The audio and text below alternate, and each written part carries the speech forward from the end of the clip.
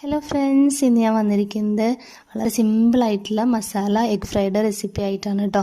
വളരെ ടേസ്റ്റിയാണിത്. അപ്പോൾ എല്ലാവരും ട്രൈ ചെയ്ത് നോക്കണം. അപ്പോൾ അതിനു മുമ്പ് നമ്മുടെ ചാനൽ സബ്സ്ക്രൈബ് ചെയ്യാത്തവരൊന്ന് സബ്സ്ക്രൈബ് ചെയ്യണേ. വീഡിയോ ഇഷ്ടമായ ലൈക്ക് ചെയ്യാനും ഷെയർ ചെയ്യാനും മറക്കരുത്. അപ്പോൾ എല്ലാവർക്കും സവിതാസ് ഫുഡ് കോർണറിലേക്ക് സ്വാഗതം.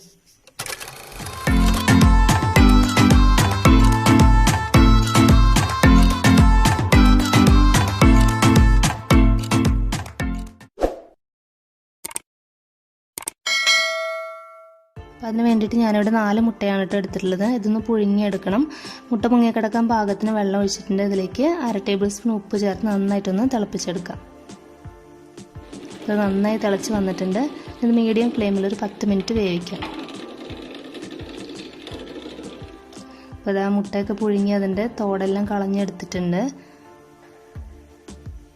ഇത് ഫ്രൈ ചെയ്യാൻ വേണ്ടിയിട്ട് ഞാൻ മീഡിയം ഫ്ലെയിമിൽ ഒരു പാൻ അടുപ്പത്ത് വെച്ചിട്ടുണ്ട്. ഇതിലേക്ക് 3 ടേബിൾ സ്പൂൺ വെളിച്ചെണ്ണ ചേർത്ത് കൊടുക്കാം. ഇനി ചൂടാകുമ്പോഴേക്കും നമുക്ക് മുട്ടയെല്ലാം ഇതുപോലെ ഒന്ന് കട്ട് ചെയ്തെടുക്കാം. അപ്പോൾ അതെല്ലാം മുട്ടയും ഇതുപോലെ കട്ട് ചെയ്തെടുത്തിട്ടുണ്ട്.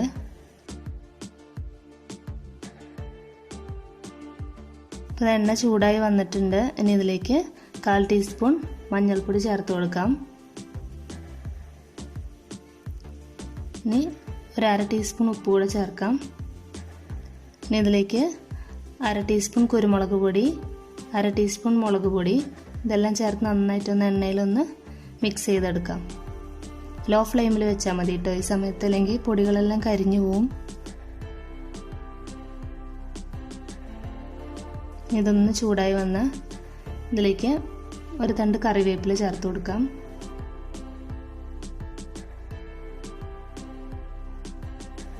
കറിവേപ്പില ചേർക്കുമ്പോൾ നല്ലൊരു ടേസ്റ്റാണ് കേട്ടോ.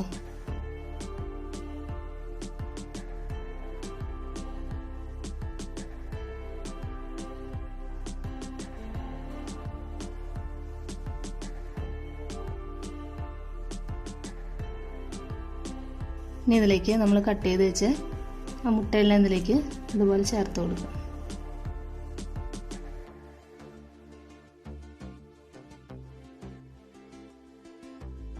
ഇനി 1 മിനിറ്റ് ഇതൊന്ന് ഫ്രൈ ചെയ്തെടുക്കാം.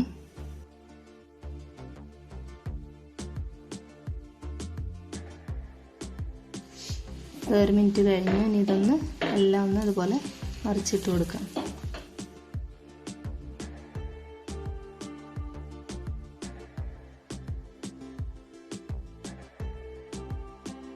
വളരെ സിമ്പിളാണ്, പക്ഷെ നല്ല ടേസ്റ്റിയാണ് കേട്ടോ.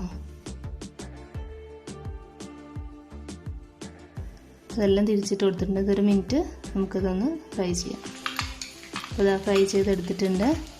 നമുക്ക് ഫ്ലെയിം ഓഫ് ചെയ്യാം. അപ്പോൾ ടേസ്റ്റി ആയിട്ടുള്ള നമ്മുടെ എഗ് ഫ്രൈ ഇവിടെ റെഡി ആയിട്ടുണ്ട്. വളരെ സിമ്പിളാണ്. അപ്പോൾ എല്ലാവരും ട്രൈ ചെയ്ത് നോക്കണം. നിങ്ങളുടെ അഭിപ്രായങ്ങളൊക്കെ അറിയിക്കണം. വീഡിയോ ഇഷ്ടമായ ലൈക്ക് ചെയ്യുക, ചാനലൊന്ന് സബ്സ്ക്രൈബ് ചെയ്യുക. അപ്പോൾ അടുത്ത കിടിലൻ റെസിപ്പിയുമായി വരുന്നവരേക്കും ബൈ ബൈ. Thank you.